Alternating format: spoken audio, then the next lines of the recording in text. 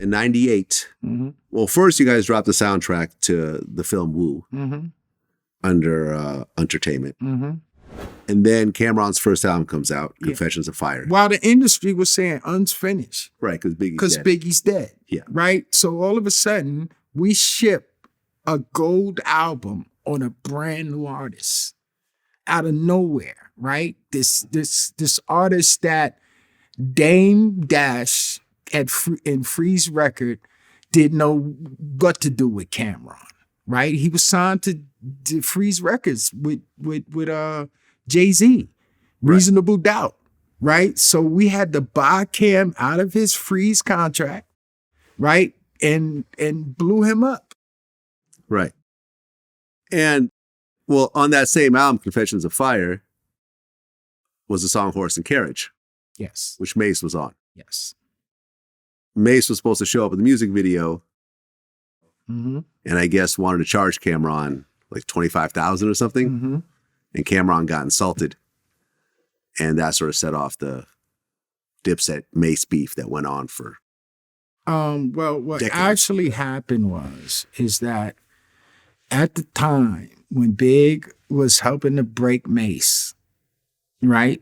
Remember, Puff signed Mase. So can you imagine what kind of contract Mase got? Right? Because Big just came off that same contract, right? The Locks, all of them came off the same contracts, right?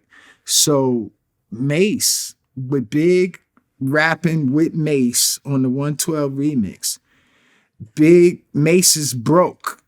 So Big says, give Mase a check and he's going to write for C's, right? He's going to write records for C's.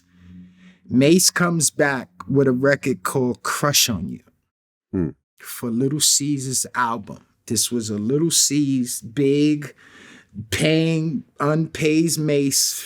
I think we paid him $50,000. $7,500 a record, right? He made 6 records, right? So he comes back with Crush on You. It's 3 verses with Lil Cease on it. That record is by the time it was time to finish Kim's album,